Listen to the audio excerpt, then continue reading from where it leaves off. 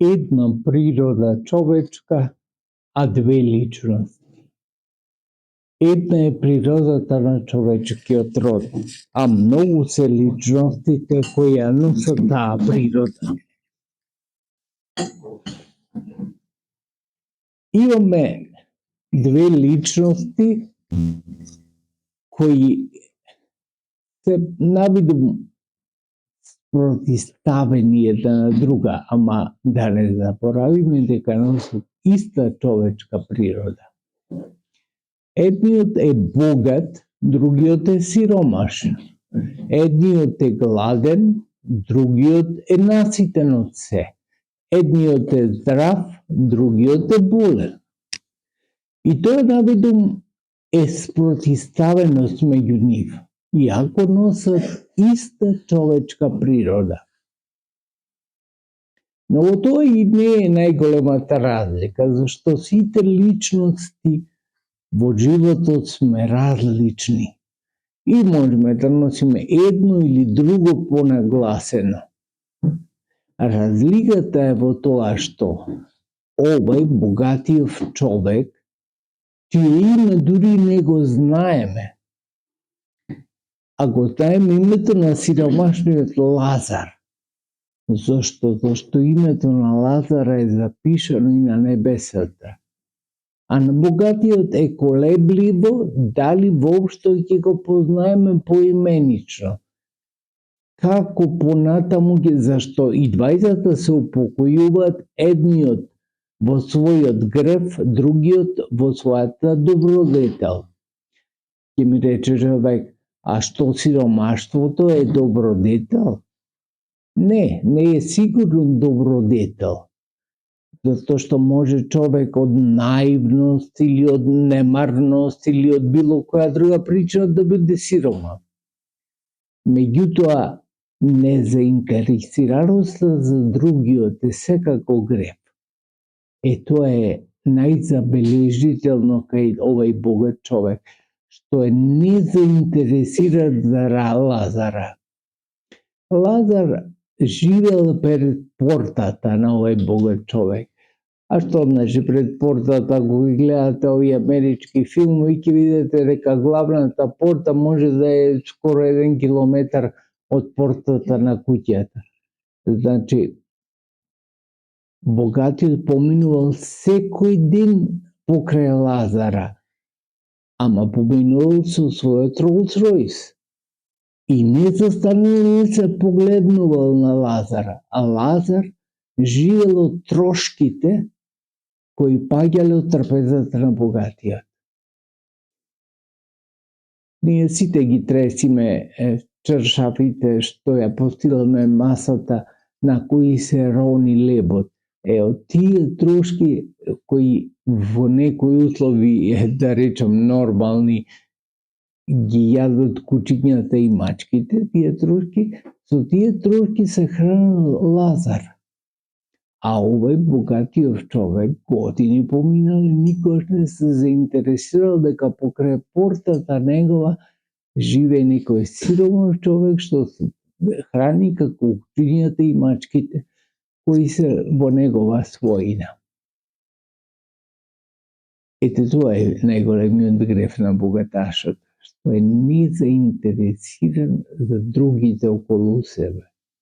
Незаинтересиран освен за својот интерес. Ако има интерес, тој ќе се развива поинаку. Ако има интерес од Лазара, може би и поинаку би постапувал кон Лазара, но нема никаков интерес. А да не речем, нема ни штета, зашто од трошките негови се храни Лазар, ама нема никаква полза и затоа е незаинтересиран овој богат човек. Во сите наредни недели од ноември месец се доведение во храмот на Пресвета Богородица ќе имаме вакви евангелски перикопи кои ќе не потсеќаат дека животот во Царството Божјо е соживот со сите. Дали биле богати или сиромаси, дали биле учени или неучени, дали биле сега болни или здрави, Ништо никакво значење немају, зашто пред Бога се ќе си добие права мера. И затоа ги читам овие перикопи кои се предвидени токму пред периодот на на Божитната 40-ница, кога со воздржание ќе покажуваме и себе си на другите дека животот треба да го живееме во сомилост или во милост кон другите. Затоа што без тоа ни нема иднина. Се друго ќе помине, се друго ќе замине. Немаме ли милост кон ближниот, се друго заминува. Таа незаинтересираност во оваа евангелска перикопа за другиот е нагласена. Значи, богатиот човек не е грешен по тоа што е богат. Грешен е по тоа што не е заинтересиран за ближниот. Во случајот што е сиром, во случајот што е болен. Ама, некоја човечка собилност дури налага да биде човек заинтересиран за таквиот човек. А камоли да има предвид дека во Царството Божјо и сите ќе бидеме на една трпеза. Те го слушале неколку пати, сум кажувал за тоа кој е разликата меѓу рајот и пеколот. Токму во тоа помагање на другиот. Во пеколот има се исто како во рајот, само има долги лажици со кои не можеш да се храниш од трпезата. А во рајот исто така потpuно се има долги лажици има, ама едниот го храни другиот и ги исполнуваат лажиците. Ема тоа, за да се научиме да го храниме другиот, тоа се учиме од овде. Нема време во рајот тоа да го учиме. Затоа ни е даден овој живот, да имаме сомилост кон другиот, да се научиме да живееме за другиот. Другиот е нашето огледало. Се слушало дека во манастирите често пати нема ни огледало. Зошто ќе рече човек што си ти поразличен во манастирите? Токму заради ова што е другиот моето огледало. Другиот кога ме гледа, или јас се гледам во него, се гледам како во огледало. Ќе ми каже сите мои недостатоци, не само телесни, не само на лицето дали имам влакно или бубулица. Ќе ми каже и во душата што имам.